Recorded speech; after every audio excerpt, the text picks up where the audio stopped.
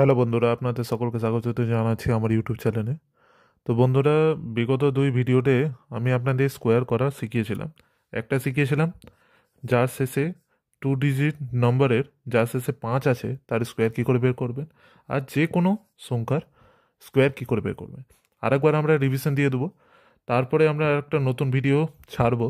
তো আমরা কি বলেছিলাম যে 5-এর স্কোয়ার করে নিতে, 5-এর স্কোয়ার হলো 25, আর যে সংখ্যাটা থাকবে তার পরের সংখ্যা, তার মানে হচ্ছে 2, এটার সঙ্গে গুণ, তার মানে হচ্ছে 1-এর সঙ্গে 2 গুণ করলে হচ্ছে 2।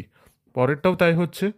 এটাকে প্রথমে আমি বলেছিলাম যে স্কোয়ার করে নিতে, যেহেতু 2 অঙ্কের হবে তাই প্রথমে যেহেতু 1-এর স্কোয়ারে 1 হচ্ছে তাই 1 বসছে, আর এখানে 6-এর স্কোয়ার হচ্ছে 36, আর এই দুটোকে গুণ করলে কত হচ্ছে 6, আর এটা যেহেতু স্কোয়ার বের করছে তাই 2 হবে, তার মানে 12।